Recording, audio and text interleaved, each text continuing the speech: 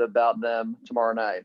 Yeah, just the first thing to address is they played one game in about 22 or 23 days. That presents the um, debate this year of, are they rested or are they rusted? Will they come out energized like Tennessee did when we played them in a similar situation, or will there be some rust? I don't know. It's the only team in the SEC that our players have not got a victory against. Um, that's always a concern because we've not done it. Nobody in our uniform has a victory over Mississippi State in the 4 years that we've been here. They do have the big kids around the basket and athletic guards. Their guards aren't as long as some of the other guards. They are athletic and they can guard, but they're not as, they don't present the vision problems that we normally see sometimes. So big matchup, kind of the first game of this end of our conference run, these next 5 games, vital determining seed for the SEC tournament. Paul, go ahead. Well, let's to go down that line a little bit more.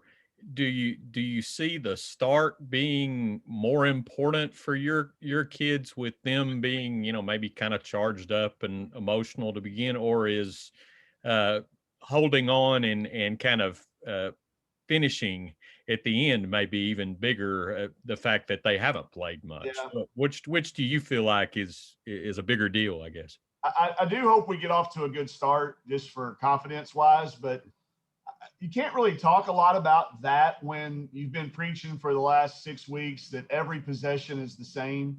If I run in there and have the first 4 minutes is going to, then that kind of gets out of alignment with what we've been trying to do. But I obviously will be hopeful that we get off to a great start. I think that does give our group confidence, and Mike could, for the visiting team, take some confidence away. But I won't make a big deal about it, but I do hope we get off to a good one. Russell, go ahead. I know they're a different team than what they were last year, but what differences have you seen without Vic there, with Nikki taking over? They're both dribble drive offensive attacks. The defensive schemes have changed a little bit. She's still a very defensive minded coach.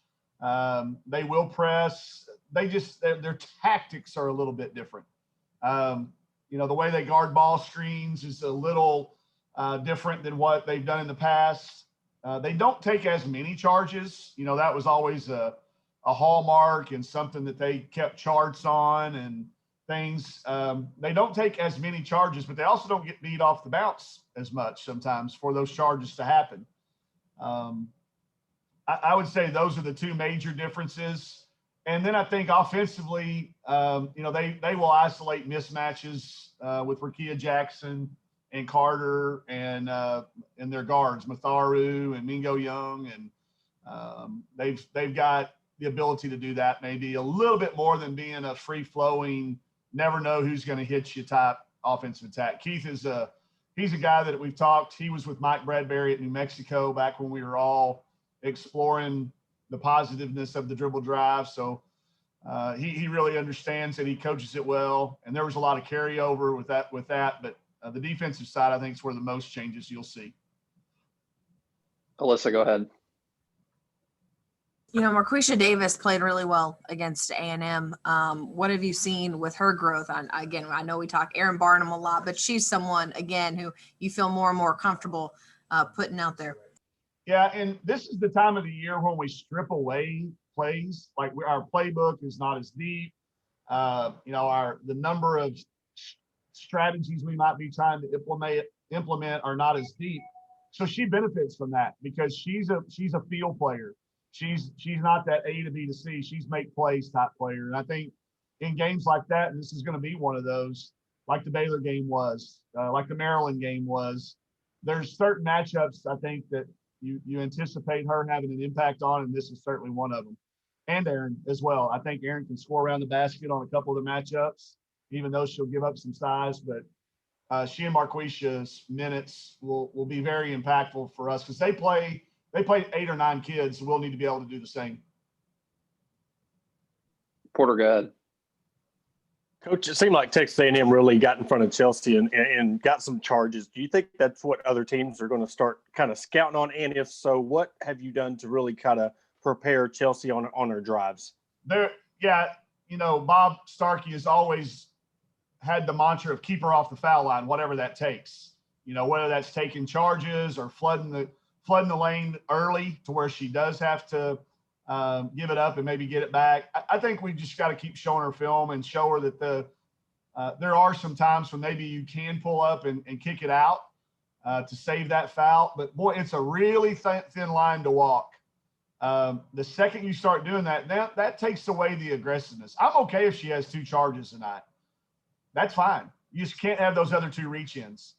So that's what I keep really impressing upon her is, hey, you can't get that. Like, she took the first foul of the game because she was out of position and she probably saved a shot, but that's got a real compounding effect on how hard she can attack the basket. So I do want her to see that open window when she draws 3 people. If it's 2, keep taking it in there. But if you've drawn that third one, find Amber, find Slocum, find Michaela, whoever spotted up. But yeah, defenses try to. There's only again, it's the absolute very, very best defenses that are able to do it. But we're going to see a couple of good ones down the stretch. So that'll be where her growth comes, I think, Porter. Seth, go ahead. Mike, you mentioned the value of every possession. What have you done with your team to make them value those possessions throughout the game? Show it to them, not clip the game in order. I think we as coaches show them from start to finish because that's the easy way to do it as you're clipping it. Don't do it that way. We put them in order of this could have changed the game. This play right here, not getting this rebound in the middle of the second quarter at Texas A&M cost us 5 points. They hit us because we didn't get the rebound. They kicked it out, drove it in, and Taylor got a foul, and they scored. So that's 3 points on that play. Plus, I'm just being conservative when I say it cost us 2 points of defense with Taylor having to set out early. So getting that rebound could have swung 5 points.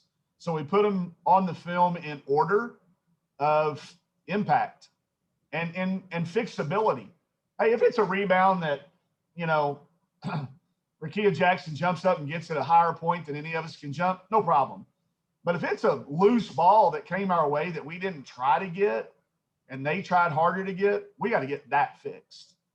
So I've challenged all of our 8 kids, all 8 of our kids that play, the most minutes, get 1 more rebound a game. That Mississippi, that Texas A&M looking up and getting out rebounded like 40 something to 18.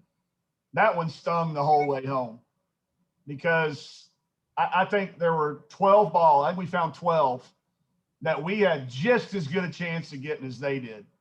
And they got all 12 of them. So if each one of those kids can be focused on finding a way to get 1 more per game, that gives us 8 total rebounds that could be the difference in a win and a loss the rest of the way out in every game that we play. So making it important, I guess, is the short answer to that, Seth. Emphasize it, make it important, show it to them, show them exactly what we're talking about. We're not talking about that rebound that we don't expect you to get. This is the ones we expect you to get or try to get. Jacob, go ahead. Mike, is there a difference in mentality going into this one, knowing that you guys finally get a week off after this and get some rest compared to last Thursday when you had to play 3 days later? It seemed like it yesterday, Jacob, when we got together. It did seem like there was hey, let's give it all we got because we got some time. And this is why we've been doing those things so we can get to this point.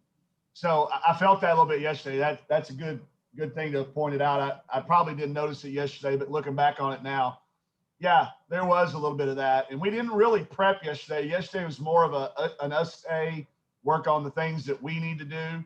Today we'll turn to the prep day, and we will use a shoot around tomorrow with it being a home game. So our day and a half prep will start really today. But yeah, I hope that continues today because it was our kids had to break, it may have been a good thing. I had a couple of team friends that coach teams whose Super Bowl parties got them into quarantine. So maybe not having the ability to have a Super Bowl party, kept us from having that. But I do think that the day off now being on Valentine's Day, it kind of made some of our kids smile when they realized they were going to be off on Valentine's Day. Paul, go ahead. Hey, back to Chelsea a little bit. Have you seen just a variety of things, and can you kind of speak to that of them opposing defenses trying to slow her down? Have they done different things? Yeah, sometimes it's sit in there and come off of Taylor or Aaron and then help down with a guard. Sometimes it's they've left Amber at times and said, go in there and make her pass it. So I think showing her that, and we've been talking to her. It's inevitable at this time of the year with a kid like her getting the national attention and the WNBA talk. So we kind of used that and said, hey, in the WNBA, you're going to need to make that, and you need to do it here too. So I think she's taken that as a little bit of a personal challenge to improve on. And but again, I'm not telling her not to drive it in there. I'm not, because that just takes away who she is. And I'm afraid that can get very confusing for a kid. I know it would be for me, on when to drive, when not to drive. Is this should I shoot it? Should I drive it? I don't want it to get to that point. But yeah, I think there's some commonalities between how teams do it. I think we've seen about every one of them now.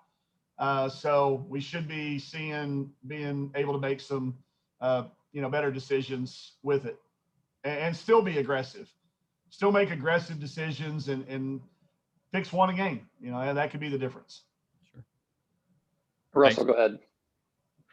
How much does it help that Amber's averaging close to 20 points the last 4 games, after the Georgia game? What's changed in her game? We've gotten her better shots. There was a period there where we weren't getting her enough or very many really clean, good open ones, but just made a couple of slight adjustments. We've had the ball in Slocum's hands a little bit more in the half court, which, Mac's probably percentage-wise a better shooter for us. So that also takes away different help angles.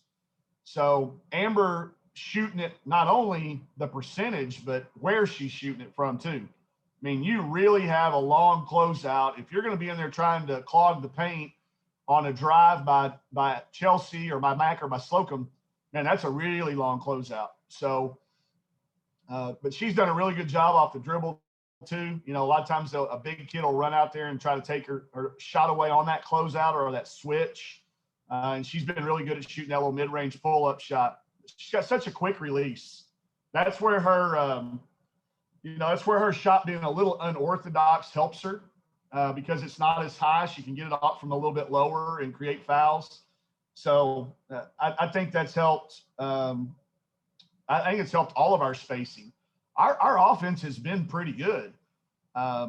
It's just we've got to find a way to get in our initial first shot defense is really good. We just have given up too many second chance and third chances and fourth chances. But Amber's in a really good spot. She is very, she battled. I think we talked about her off the court stuff with some sick family members. She's gotten through that now, and I think has used it to motivate her, and it's really shown in how she's performed. Alyssa, go ahead. Hey, Mike. So I know that you talked about the ice thing. This is Will. This is my opportunity. This is Hey. Will. This is Will's opportunity Yeah, to normal, ask boring you news reporter. some ice safety questions. I'm in. Thanks, Will. Yeah. So you made some waves in our newsroom this morning, Okay. to say the least. So first off, happy to see that you're okay. Yep. Happy to see that we can joke about it. But Yep. I'm sure that on a boring front, there's some underlying message of be safe out there. Yeah. What was your thought behind posting it? It was that if it helps one person to not fall today, share it. That's what I just texted somebody. If it saves one fall, share it all. I mean, if somebody saw that and laughed and said, "Oh, I need to walk on the grass," or maybe I should put some salt out, or slow down, or wear golf cleats. I think the best meme I got the Lionel Richie and Lionel Richie from his Can't Slow Down album, laying down there. I was kind of like him when my elbow. I've seen some good surf videos, but yeah, sharing it. If it saved one person, really my team was who I was going to send it to at first, because I knew they were ready to be getting up and headed out to class, and I didn't want any of them to fall. Then I thought, well, family members. Then I thought, well, I mean, all these people have been liking Bowen's videos. Man, maybe I can help one less person. Because it's a serious deal. I know of people who have, had serious injuries that cause death from a fall, very much like that. Obviously, my uber trained athleticism and training regime, allowed me, my MMA training, to fall on my shoulder, not put my hand out. Some of that obviously came back into my immediate reactions, cat-like quickness to avoid major injury. If I could share that with just anybody, that's where it kind of came from. It was pretty athletic the way you went down there. I thought so. I thought it was incredible. I've been breaking it down. There's lots to break down there and unpack, but like I say, it could have been, if I'd had Bowen in my hands, it'd have been way worse, because I would have saved him and cracked my head, I'm sure. So got lucky I wasn't carrying him out. Definitely. Last question. Do you mind if I put that video on the news? No, go ahead. Awesome. Thank you. I appreciate you. If it saves one person from falling, that or makes anybody laugh on a day-to-day, then it's all good. Thanks. I appreciate it a lot. You got it. Yes, I always love to see what you're watching on your TV during our Zoom meeting. I'm in Track. season 2 of West Wing. The second that Ted Lasso comes out, it'll be Ted Lasso for the next. There you That go. It is absolutely incredible. I've watched it 4 times through, and it'll be my new in office rotation. Thank you, Coach. Porter, go ahead.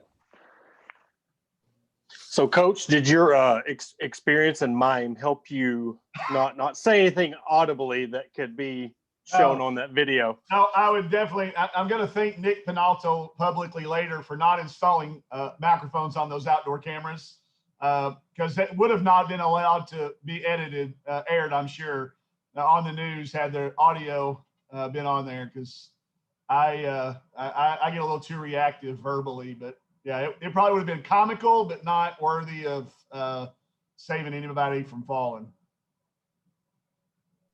Seth, go ahead. Mike, last week you mentioned that you had your council of seniors and you were playing cards with them. Yeah. One question: what are you playing with them? It's a new game called 22. It's the newest card. I got Kelsey Plum taught it to me down in Florida when we were down there playing in the tournament. And to my best recollection, it's the first new card game I've learned in 42 years. Like I mean, not like some of that like Phase 10 or Uno Plus or something like a deck of cards, me versus you, and maybe some other people head to head. It's the first time I've learned this new game. It's called 22.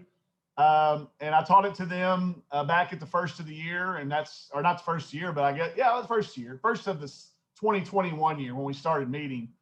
And it gets competitive. I would like to point out that Taylor Thomas and I won yesterday. We were the winners, and Chelsea was the loser. So she finished last. Who's normally the best at it? It's been funny. We've all kind of had our moments. Destiny Slocum is kind of low-key sly. Jalen Mason is really a lot of fun because she thinks she's got it figured out. She's this real deep thinker. Y'all know Jalen well enough. And the thing about this game is the strategy of your hand literally changes with every play. Like you can be sitting there thinking, man, I got him. And then somebody makes a play right before you, and it just completely changes. So Jalen's she's the wittiest, I think, and the most conniving.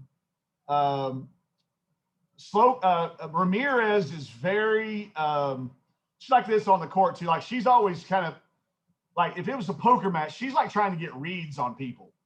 She's trying to understand everybody's hands, but it's kind of a neat thing to see all their personalities come out as we play it and learn it. And I think they've taken the game and taught some of their friends back when they play at home and stuff too. So it's a neat game. You got to look the rules up. It's kind of a fun game called 22. And then kind of going off of that, who is in that Council of Seniors group, and how have they been able to help the team off of these tough losses that y'all have come off of? It's 5 of my seniors that do the bulk of the playing. So I don't have Macy and I don't have Grace in there of our 7 seniors just because their position and how many minutes they played. So we don't have captains because of the way our group is. And so it's Taylor and Destiny and Amber and Chelsea and Jalen. And it just gives us a way. I mean, we talk about the team and in between hands. Yesterday, I showed them a couple of TED Talks, had a couple of handouts, showed them our 2016 team at Washington. I printed out our schedule and I showed it to them, and we kind of dissected it and looked at the fact that, we had 10 losses going into the NCAA tournament that year. We played a real challenging schedule. We'd had a couple of losses down the stretch, and they saw the correlations there, and we talked about it and what that team did down the stretch to get focused. So we did a little exercise on focusing. Have y'all ever seen that one where there's 4 people dressed in white uniforms and 4 people dressed in dark uniforms, and they ask you to count the passes that the white team makes? And then at the end, there's pull up basketball awareness test after we hang up and watch it, see if you get it right. We watched that yesterday and just talked about focusing on the right things. And I think it's just kind of a different way to, instead of having a meeting in my office that feels like you got called to the principal's office, let's get the cards out and play some cards and talk. Jacob, go ahead. How much or how big has it been, I guess, having Erin off the bench this time of year when, late in the year, girls are starting to get a bit tired? She gives us an offensive punch. And if you notice, a lot of times I will sub her in when we take one of our other main scorers out so that we give us another opportunity. She's got such good hands, got such good feel for ball screen defense. And she gives us a little bit, she gives Taylor a little bit of a rest. But knowing that we can go there for, between 12 and 20 minutes and get no drop off, it's very, it's, what's the word I'm looking for here? It's relieving. I don't like, if Taylor gets a second foul, there's no panic. Go ahead, Erin, shoot. Go ahead. And between the 2 of them, if you look what they've done, you add their numbers together, that's they've got a pretty good combined stat average for that spot, playing against who they have to play against. But it allows you to let Taylor play aggressively and not worry about foul trouble, and know that you've got 2 different type of options you can play in around the basket. Anyone else for Coach? All right, we'll go ahead and wrap it there. Thanks, everybody. Thanks, Mike. Take care.